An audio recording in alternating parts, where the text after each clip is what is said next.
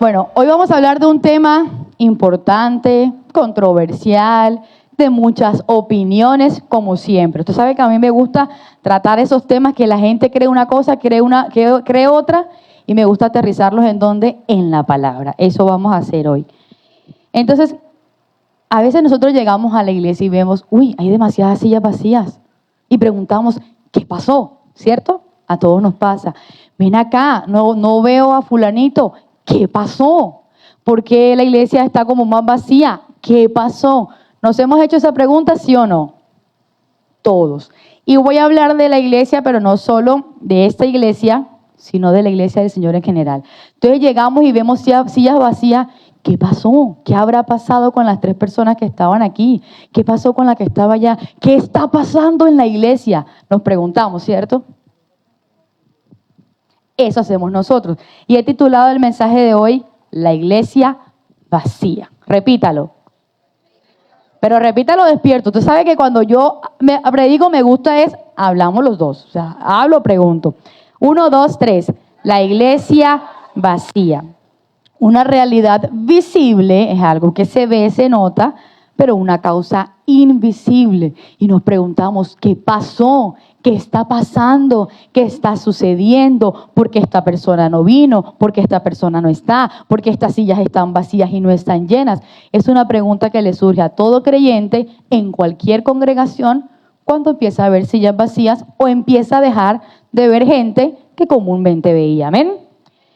Entonces, hoy le vengo a hablar desde la Biblia, ¿qué pasa en la iglesia vacía?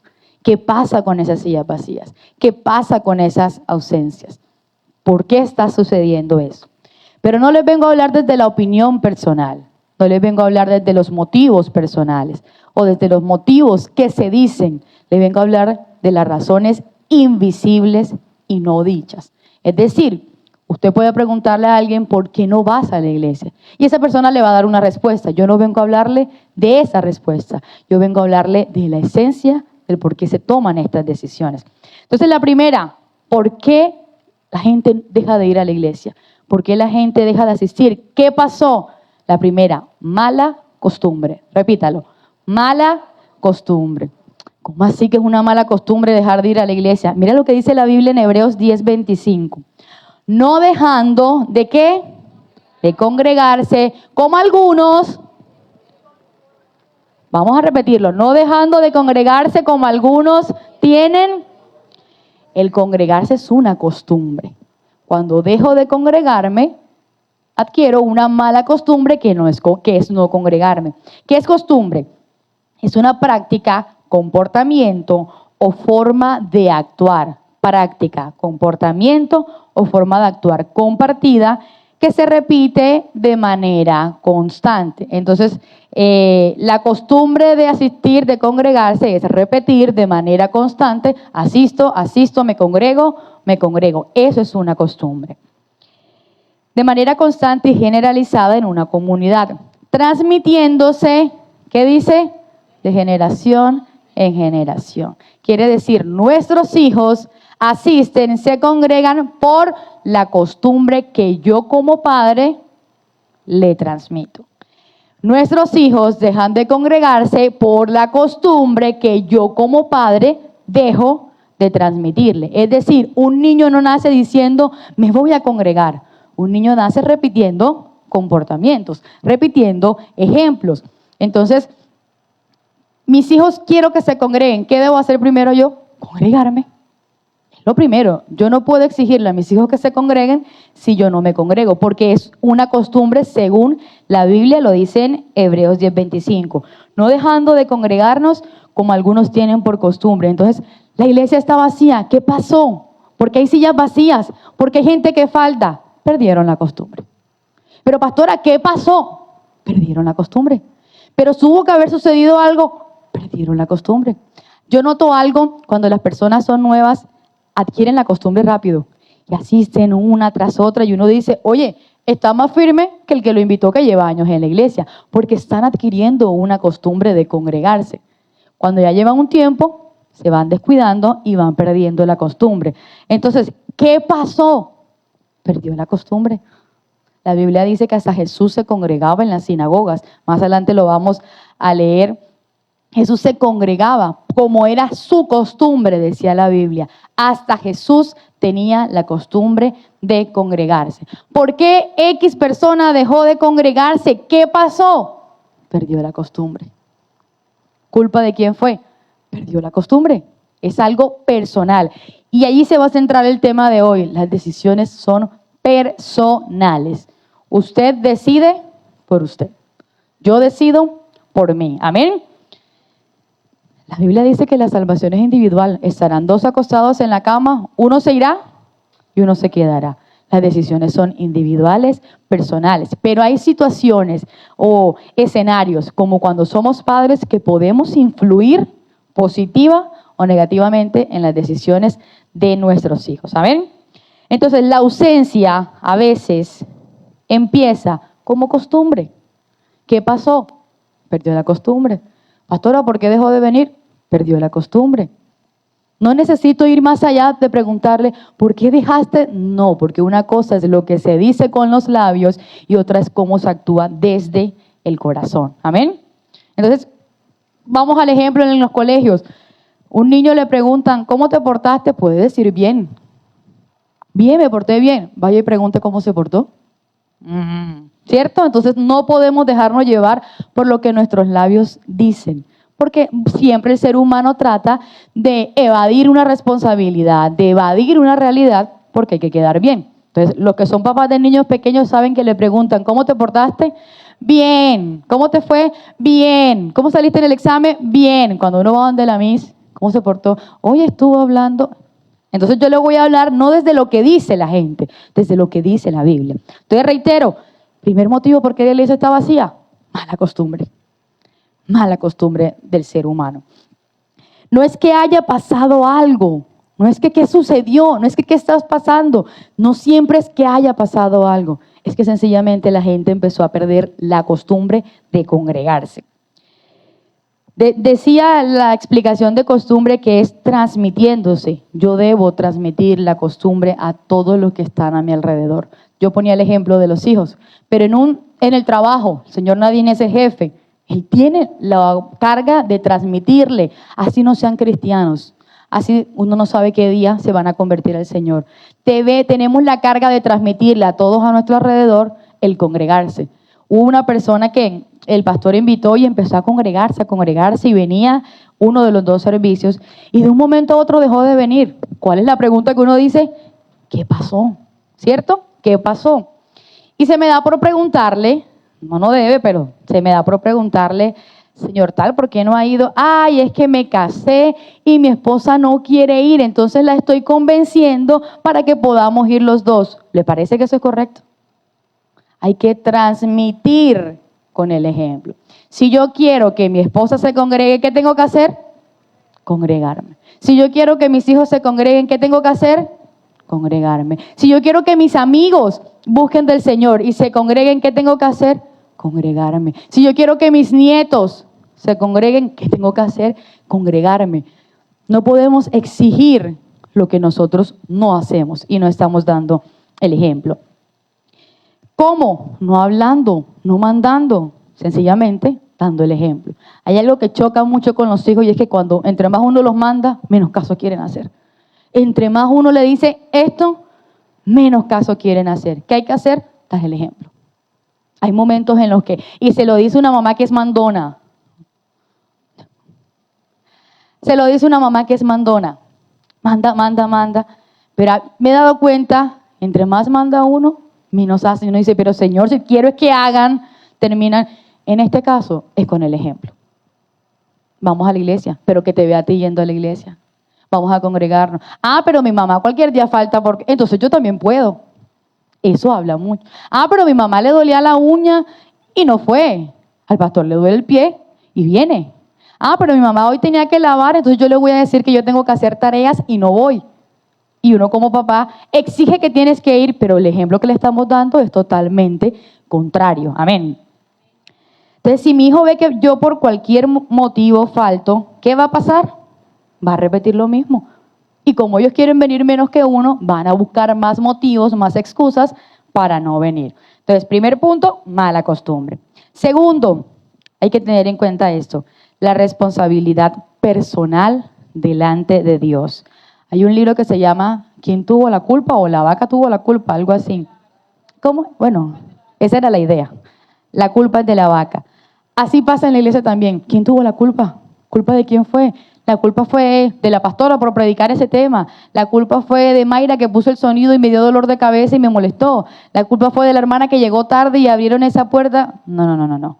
Existe una responsabilidad personal que nosotros tenemos que tomar.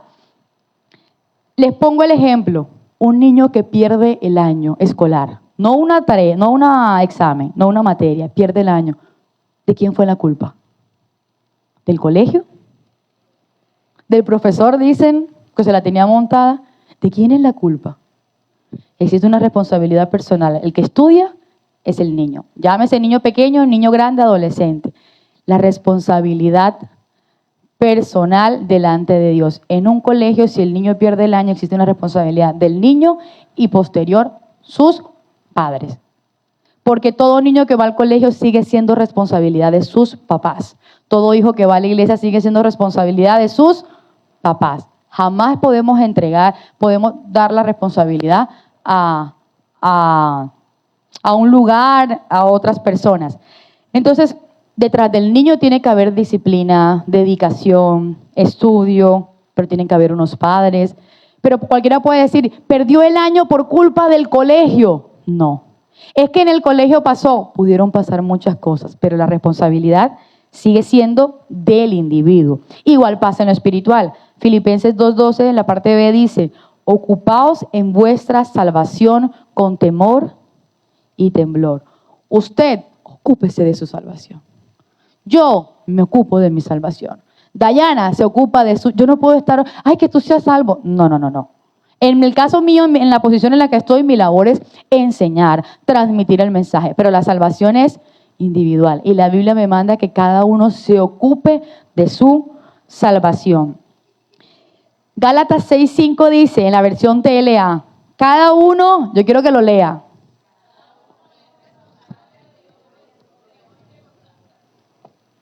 Cada uno es responsable ante Dios de su propia conducta. Pero yo actué así porque cada uno es responsable ante Dios de su propia conducta. Lo que pasa es que si esto no hubiese pasado, cada uno es responsable ante Dios. Vuelvo al tema del colegio. El niño que le pegaron y respondió y agredió y le partió la cabeza. Uno dice, tenía motivos, pero los dos se van suspendidos, ¿cierto? Y tenía motivos porque el otro niño lo molestó primero y por eso él reaccionó y le partió la cabeza. Pero ante el colegio los dos se van suspendidos porque cada uno es responsable de sus actos. La versión RBR dice, cada uno llevará su propia carga. Su vida es tu responsabilidad. Usted no le puede entregar la responsabilidad de su vida. Es que como el pastor nunca vino a mi casa a orar, ¿de quién es la responsabilidad de su vida espiritual? Suya. Y les voy a poner un ejemplo muy personal que me pasó cuando yo estaba en octavo. Todo el tiempo estudié en un colegio medianamente pequeño. En octavo deciden cambiarme de colegio y es un colegio grande. Me dio durísimo. Me encontré con un profesor de religión, mis hermanas estudiaban ahí ya bastantes años, con un profesor de religión bastante complicado y específicamente de religión, pues el énfasis de él era más católico y nosotros ya éramos cristianos. Entonces, anteriormente ya habían habido choques con mi hermana con mis hermanas en esta asignatura. Cuando yo ingreso al colegio en octavo, me dio muy duro. Me dio muy duro ver la actitud del profesor. Me dio muy duro ver ¿cómo es que dice uno cuando está en el colegio? Me la tienen montada. Me daba duro y no quería estar en el colegio y me quería ir del colegio. Y adivine qué hicieron mis papás. Me sacaron del colegio. Grave porque es que ahí el problema no era el profesor.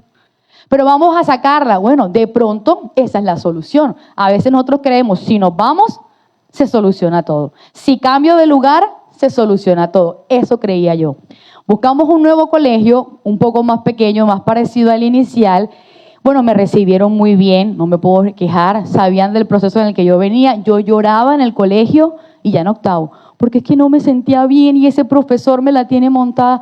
Pero ven acá, mis dos hermanas se graduaron en el mismo colegio, con el mismo profesor, sabiendo que eran mis hermanas, siendo ellas cristianas, ¿por qué yo no podía? Porque si ellas pudieron, yo no podía. La responsabilidad es personal.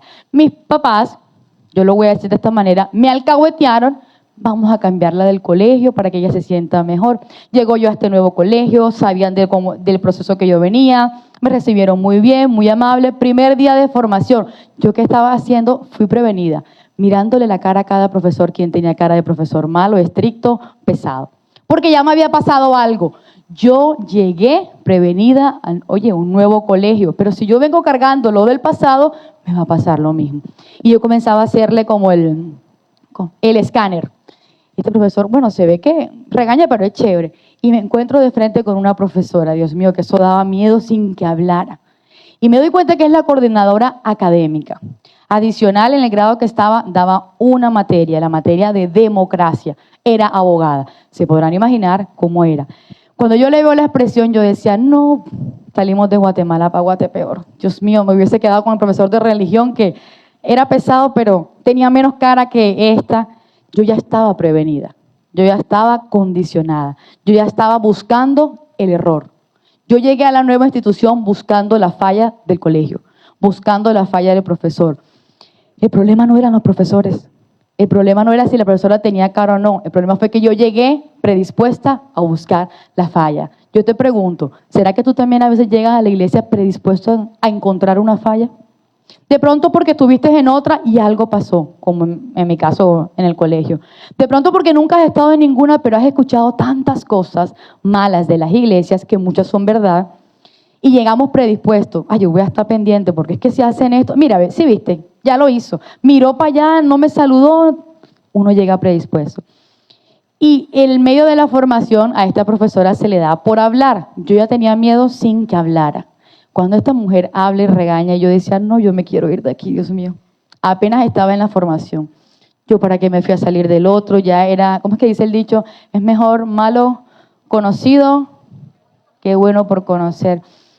Era tan el punto de exigencia de esta profesora que los exámenes de periodo de ella se hacían un día diferente. El día sábado con un turno. Tú llegabas, todo el colegio llegaba a tomar un turno y esperar que te llamaran, como si fueras a comprar carne o algo. El 28, y tú pasabas hacer el examen, ella en un escritorio, tú enfrente, y te preguntaba puntualmente. Ese era el nivel de la profesora. Pero ahí entendí que el problema no era el colegio, ni el anterior, ni este. Que el problema no eran los profesores, el problema era mi falta de carácter. Porque si mis hermanas pudieron pasar los años escolares con ese profesor de religión, ¿por qué yo no pude pasar ni un periodo? Porque fue un periodo lo que duré. Porque si mis hermanas lograron graduarse con buenas notas, inclusive en religión, porque yo no pude. Porque otros sí pudieron y yo no. El problema no era el profesor, aunque el profesor fuera pesado. Aunque el profesor, digamos, tenía idea porque éramos evangélicas. El problema no era el profesor, el problema era mi carácter, era mi debilidad. Cuando ya llego y me encuentro, dije, ya mis papás no me van a cambiar de este colegio. Ya sería mucha alcahuetería que mis papás me estuvieran, saca y mete de un lado y del otro. Y yo sabía que no, eso no iba a pasar. Dije, bueno, me tocó. O me alineo, me pongo a estudiar y gano esos benditos exámenes con esta profesora, o termino igual y peor. Y yo sé que en este colegio sí me van a regañar mis papás. Tomé la decisión de dedicarme al estudio. No quiere decir que fuera mala estudiante, nunca lo había sido, nunca lo he sido, pero me voy a dedicar, no voy a darle de qué hablar, no voy a darle motivo para que esa señora me regañe. Y les cuento que esa señora a la que tanto miedo tuve el día que entré fue mi madrina de matrimonio. Terminé con una relación estupenda que era como si fuera mi mamá. De hecho, mi mamá se ponía celosa. Llegamos a una relación ya personal. Ya no era solamente, luego pasó a ser la rectora, ya no era solamente la profesora, esa tesa que te daba el turno como de carne para hacer el examen, sino ya que se convirtió en mi amiga, porque yo decidí quitar la tacha, porque yo decidí forjar mi carácter y dejar de decir, me dan miedo las personas que tienen cara tesa y son exigentes. No, yo podía con eso y mucho más, pero tuve que cambiar yo. Era mi responsabilidad, no la responsabilidad de la profesora. Es que si usted cambia y no hace los exámenes así, yo puedo salir mejor. No, ella puede seguir siendo como quiera, bueno o malo. La responsabilidad estaba en mí, de no ser igual, de no tener la misma debilidad de antes. de no ser esa niña con falta de carácter. Recuerdo que cuando yo entré a ese colegio, mi tía me dio una estampita de una virgen. Y era tanta mi debilidad que me aferré a una estampita. Yo conocía de la palabra. Pero era tanta mi falta de carácter, mi debilidad, mi miedo, que me aferré esa primera semana. Cuando yo dije, no, ni la estampita me va a salvar de esta mujer. O me pongo a estudiar juiciosa, o aquí se acaba todo. Decidí dejar la estampita que nunca en la vida había usado. Porque nosotros, cuando no tenemos el carácter en el Señor, todo nos incomoda, todo nos molesta, todo nos afecta, todo nos descontrola. Y empezamos, como llegué yo a ese segundo colegio, a buscar el error, a buscar la falla, a buscar quién cae. No. Pueden haber 1000 profesores con errores, pero el problema del carácter era yo. Hasta que no entendí eso, no cambió. Y como les digo, pasé de tenerle miedo a que fuera amiga, obviamente es mayor que yo, a que fuera mi madrina de matrimonio. Hasta ese nivel llegó la relación. ¿El problema era ella? No, el problema era yo. ¿El problema era que el profesor de religión me la tenía montada? No, el problema era mi carácter. Porque como lo dice la Biblia, cada uno es responsable de su conducta. Si el profesor me hubiese tratado mejor, él trata como quiera, como pueda, con errores, la responsabilidad es mía. Entonces, déjame decirte algo, nadie puede vivir tu relación con Dios por ti. Nadie podía estudiar por mí en ninguno de los 2 colegios. Nadie podía ir y recibir la clase de democracia para que yo no la escuchara. Nadie. Era mi responsabilidad. Nadie puede vivir tu relación con Dios. Por eso la relación no puede depender. Es que si el pastor ora por mí o no, es tu obligación. Lo que pasa es que Dios no ha hecho un milagro en mí porque en la iglesia no se mueve el poder de Dios. ¿Se está moviendo en ti? El poder de Dios se puede mover en la congregación y no moverse en una persona. Entonces siempre queremos adjudicarle nuestras fallas, nuestros errores, nuestra falta de carácter a qué pasó, qué hizo ella para... No, ella puede hacer lo que quiere y le dará cuentas a Dios por lo que ella hizo. ¿Yo qué hice? ¿Yo qué no hice? Entonces, la iglesia vacía, ¿qué es lo que está pasando? Primero tenemos gente que está perdiendo la costumbre. Segundo, tenemos gente que no se hace responsable de sus actos. La gente dice, no se sintió la unción. Nadie puede vivir tu relación con Dios por ti. Busca la unción. Se alejó de la iglesia porque es que nadie puede vivir la relación con Dios por ti. Lo que pasa es que cuando ella iba entrando, el puesto 4 no la saludó y si el puesto 4 tiene problemas de vista. Ahora, y si el puesto 4 llegó de mal genio, que uno dice no debe controlar, pero usted también a veces tiene mal genio, ¿cierto? Entonces, tanto nosotros como ustedes somos humanos y nos equivocamos y tenemos 1001 errores. Y si usted tiene 1001 errores, el pastor y yo tenemos 2002 errores porque somos humanos, pero cada uno es responsable de sus actos. Yo no puedo ir por la vida culpando al otro. Lo que pasa es que me dijeron que me sentara ahí y ahí el aire me daba muy fuerte y eso lo hicieron por maldad para que yo, ruédate. ¿Acaso amarran a la silla? Ruédate. No podemos pasar por la vida culpando a otros de una decisión que es personal.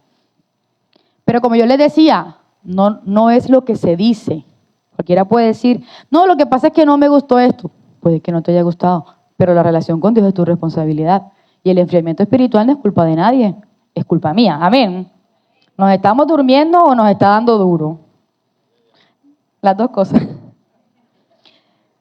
Tercero, hay algo que tenemos que tener claro. La iglesia no es perfecta. Repítalo. La iglesia... Si yo lo mando a usted que prenda todas las luces y analice cada pared, se va a dar cuenta que hay una cantidad de imperfectos, pero no lo disimula. Por eso está pintadito de negro, para que crea que la iglesia está pintada de negro porque somos, una vez dijeron que somos satánicas y somos... No, para poder tapar las imperfecciones, así no se nota tanto. La iglesia no es perfecta. Y el día que haya una iglesia perfecta, no vaya porque la daña. El día que haya una iglesia perfecta, ni se aparezca ni se asome, porque usted y yo somos imperfectos. Iglesias perfectas no hay, porque son humanamente manejadas por personas, por hombres, y todo hombre es imperfecto. Entonces, ¿hay errores en las iglesias? ¿Hay errores? ¿Hay errores? ¿Hay fallas? Humanas, jamás divinas. Errores y fallas humanas, quiere decir de nosotros, no de Dios. Jamás culpemos a Dios por algo en lo que falló el hombre. ¿Hay heridas en la iglesia reales? ¿Hay malas actitudes? Pero ¿hay o no hay? Pero mira lo que dice Efesios 5:25. Cristo amó a la iglesia y se entregó por ella. ¿Cuál iglesia? La que tiene fallas. ¿Cuál iglesia? La que comete errores. ¿Cuál iglesia? La que muchas veces lastima y causa heridas. Por esa misma iglesia. La Biblia no dice Jesús murió por la iglesia perfecta, porque la iglesia somos tú y somos yo, llenos de fallas y errores. Y Jesús tomó la decisión de morir sabiendo todo lo que éramos. Y si Jesús decidió morir por una iglesia con fallas y errores, ¿por qué tú decides condenar la misma iglesia por la que Jesús murió? ¿Por qué? La iglesia es mala, pero Jesús murió por la iglesia mala. Entonces Jesús pudo morir por la iglesia mala, pero yo no puedo permanecer porque la iglesia es mala. Porque Jesús sí y yo no, si yo hago parte de esa misma.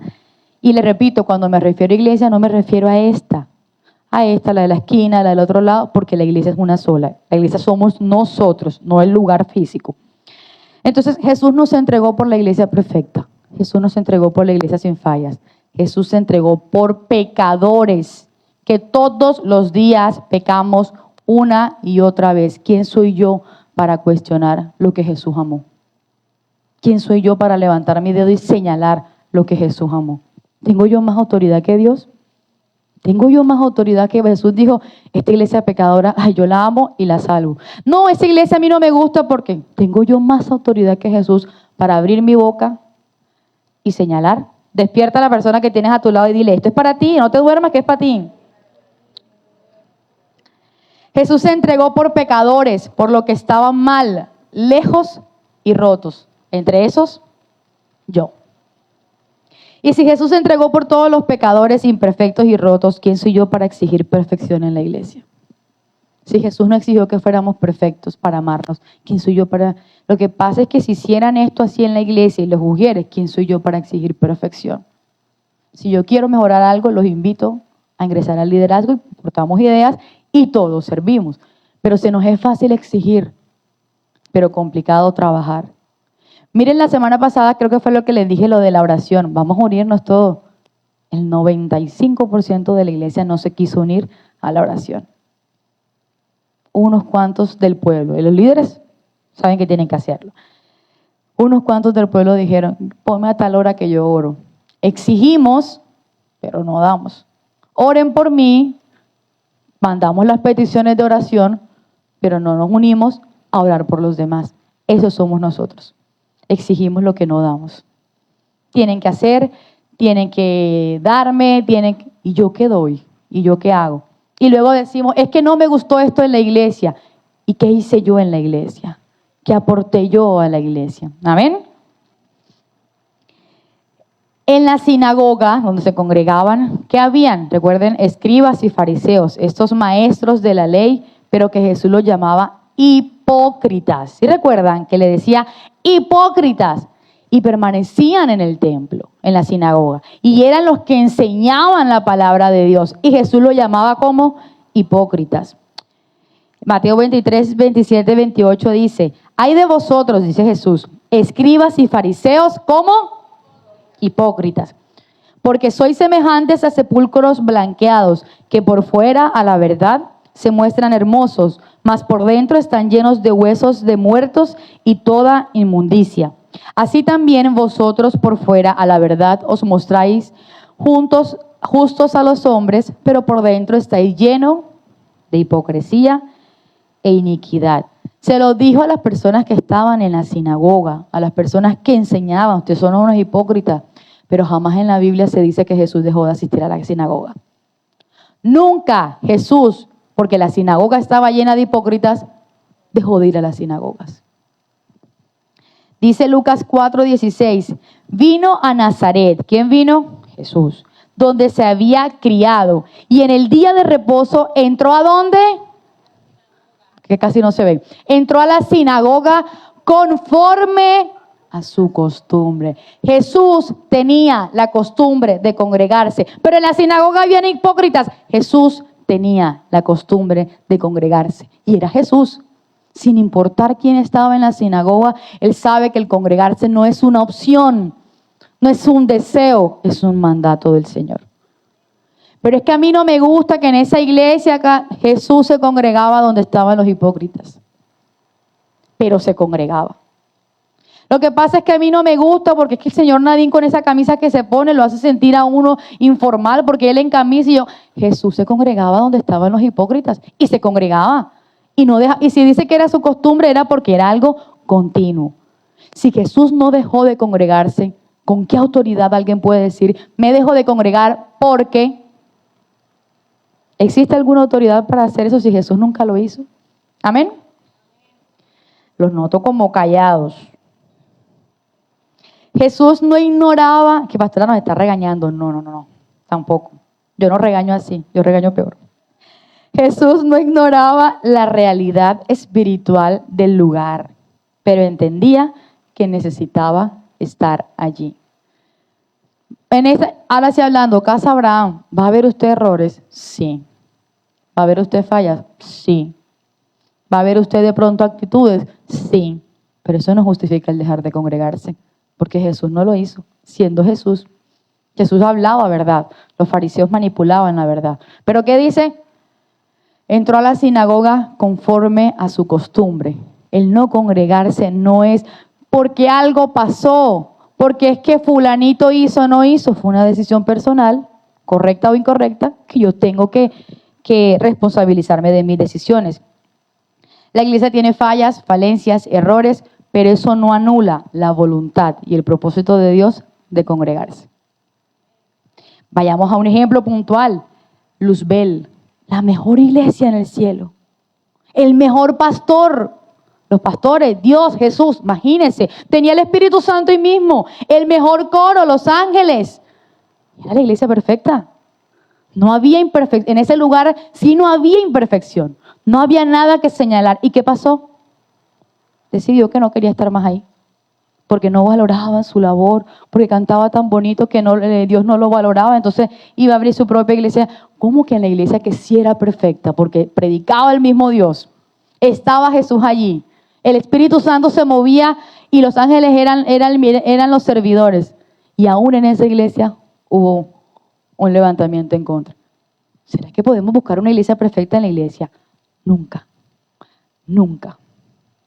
En la tierra no la vamos a encontrar. Porque ni siquiera la del cielo a Satanás le pareció.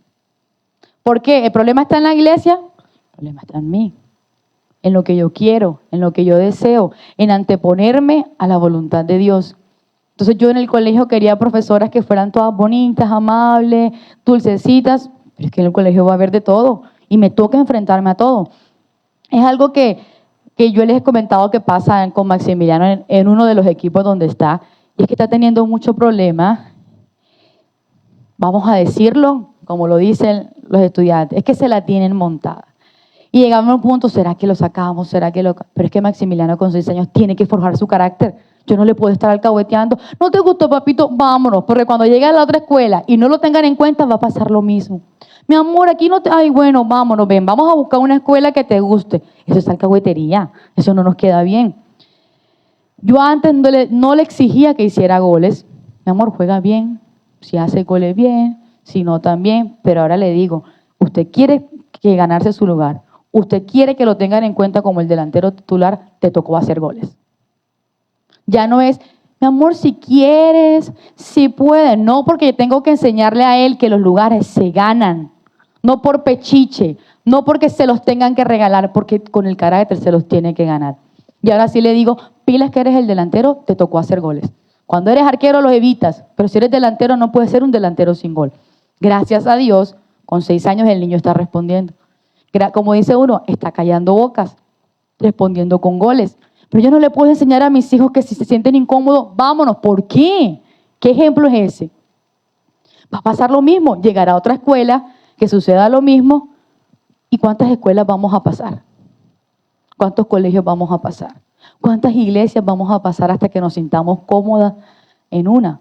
El ser humano es incomprensible e insaciable en todos los aspectos. Si tú tienes un amigo y lo llamas, tú sí eres cansón. Pero si no lo llamas, no me llamaste. Si tú tienes un amigo y cumples años y te da regalo, ay, no te hubieses molestado. Pero si no se lo das, no me diste un regalo. En la iglesia pasa, ay, porque aquí no llaman y saludan. Y cuando llamábamos y saludamos, ay, no, es que me atosigan, me siento que me están persiguiendo. ¿Es o no es?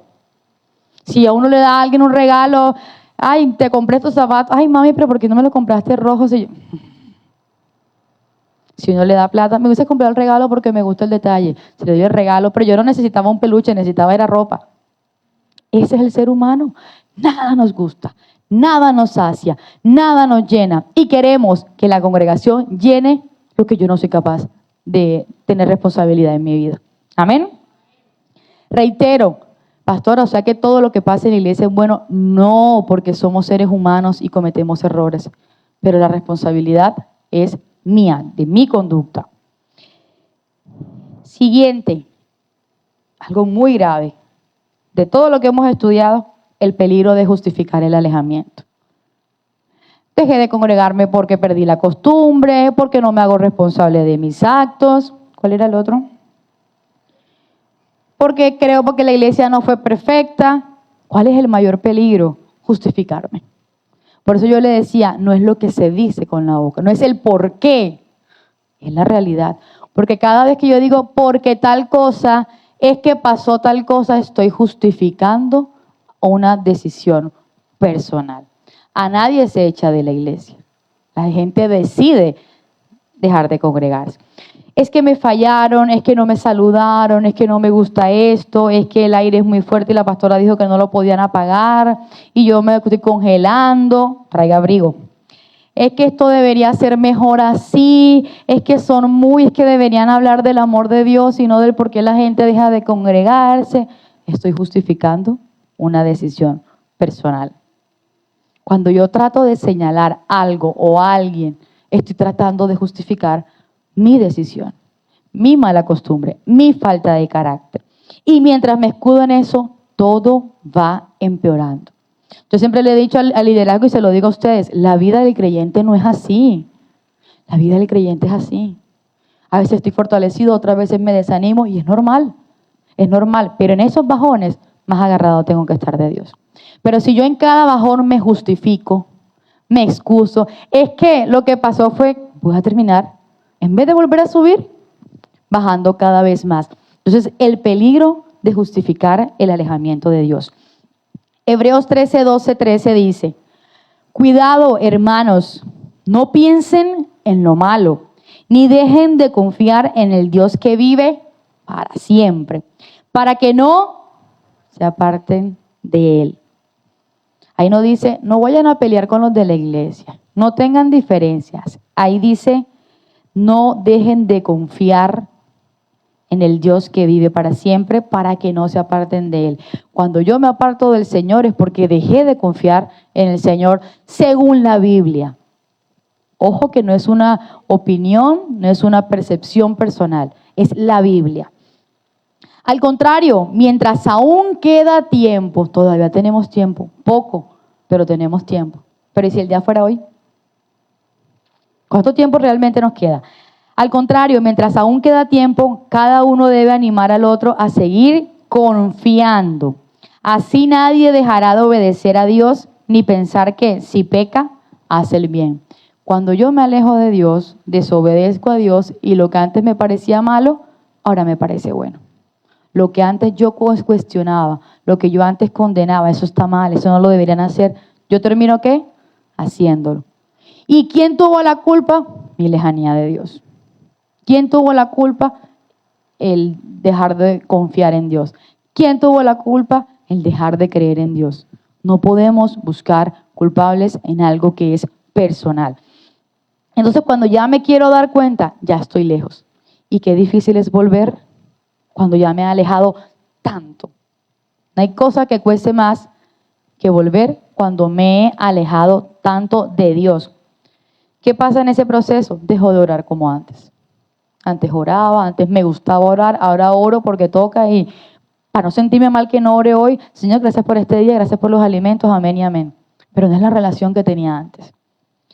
Dejo de congregarme. Uno de los principales o de las mayores características de la lejanía de Dios es dejar de congregarse. Mucho se habla de esto. No, yo puedo estar lejos de la iglesia, pero cerca de Dios. Un soldado no puede estar lejos del batallón y seguir siendo soldado. Eso es imposible. Y hace 2 domingos hablábamos de soldados de Cristo. Me empiezo a desconectar. No hay nada peor que desconectarme. Por ejemplo, ¿cómo aplicaría eso en usted, desconectarse de Dios? Pero, ay no, yo ya mejor no veo las publicaciones de la iglesia. Porque antes sí y ahora no. ¿Qué pasó? ¿Qué cambió? No, lo que pasa es que las publicaciones de antes me gustaban y ahora no. Siguen siendo la misma. Domingo 7:30, 10:30. ¿Qué cambia eso con el de hace 2 meses? Soy yo. No es la publicación. Soy yo. No es la prédica. Soy yo. No es la hermana. Soy yo. No es el lugar. Cuando entendamos que la responsabilidad es de nosotros, dejaremos de estar señalando y culpando a los demás.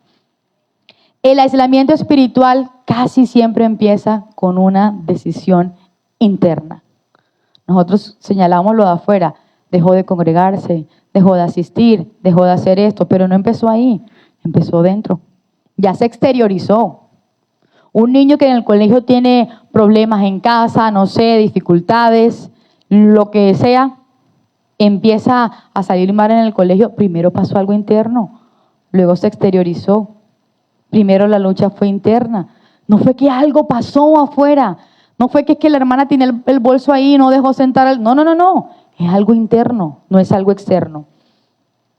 Y otra de las principales motivos por lo que se deja de congregar es la incomodidad a la verdad. Repítalo, incomodidad a la verdad. ¿Qué es la palabra? Es que no me gustó esta explicación, es que esta prédica, que la pastora predicó el domingo y eso dio rejo y eso y le pasó a Jesús. En Juan 6:60 dice, Jesús venía de hacer la multiplicación de los panes y de los peces y dice que se fue a Cafarnaúm y la gente llegó a buscarlo porque el día anterior había hecho milagros. Y es cuando le dicen, Señor, te estábamos buscando y él les dice, vienen por la comida. No vienen por mí, vienen por la comida porque cristiano que se respete es hambriento. Cristiano que se respete traga como si no hubiese un mañana, porque si el día fuera hoy y me encuentra con hambre, ¿qué hago, cierto? Eso es ley. Todo cristiano, todo no, yo no. A veces, los domingos sí. Los domingos me entra el hambre de toda la semana. Entonces dice él que Jesús comenzó a hablar, entre eso estaban los fariseos y escribas, de que él era el pan de vida, de que él había bajado del cielo y los escribas, ¿qué? Este carpintero, ahora vení con el cuento de que él es no sé qué. Empezaron a hablar, no les parecía lo que Jesús estaba diciendo. Y en el versículo 60 dice, cuando muchos de los seguidores de Jesús, ¿de los qué? Usted y yo. Hoy le oyeron enseñar eso de que él era el pan de vida, de que él había bajado del cielo. Dijeron, esto que dices es muy difícil de aceptar. ¿Quién puede estar de acuerdo contigo? ¿Cómo yo voy a estar de acuerdo con esa prédica? A mí no me parece esa prédica. El pastor, ¿cómo va a decir eso? Pastora, ¿cómo va a hablar de la hostería? El pastor, ¿cómo va a hablar del homosexualismo? ¿Quién va a estar de acuerdo con todo eso en pleno siglo XXI? Y dice, desde ese momento, ¿qué pasó? Muchos de los que seguían a Jesús lo abandonaron. ¿A quién abandonaron? A Jesús. ¿Qué mejor predicador puede haber que Jesús? ¿Qué mejor pastor puede haber que Jesús? Y dice que lo abandonaron. O sea que no depende del predicador. Depende si me incomoda la verdad. Es que si el pastor Germán usara los pantalones más anchos, eso fuera mejor. Ahora menos. Si antes cuando era gordito lo usaba apretado, ahora que está flaco y creído, olvídese que va a seguir usando. ¿Cómo fue que le dijo a Ana? No. Que eso cada vez que... Mira. Y yo, sí, ya sé que tú sí. Ya sé que tú sí puedes. Ahora menos. Es que si el pastor no predicara sentado, eso fuera mejor. Pero yo predico de pie y también puedes decir, es que si la pastora, entonces mejor siéntese, para que no se mueva tanto y no mueva tanto las manos. Sentado de pie muevo las manos. Tenían al mejor predicador. ¿Qué se le puede cuestionar a Jesús? ¿Qué se le puede criticar a Jesús? Desde ese momento muchos de los que seguían a Jesús lo abandonaron. Entonces Jesús les preguntó a sus 12 apóstoles. ¿Qué les preguntó? Hoy Jesús les está preguntando, ¿también ustedes se quieren ir? ¿También? Te está preguntando a ti, ¿también te quieres ir? ¿También te vas a ir? ¿También vas a abandonarme? no a la pastora, a Jesús. Hoy Jesús le está haciendo la pregunta, ¿tú también lo vas a hacer? ¿Vas a hacer lo mismo que hicieron los escribas y fariseos? Y si no le gusta la prédica de Jesús, ¿qué se puede esperar para uno, cierto? Dile a la persona que tienes al lado, ¿también te vas a ir? ¿Vas a hacer lo mismo que los escribas y fariseos? Que los que decían seguir a Jesús. Bounce.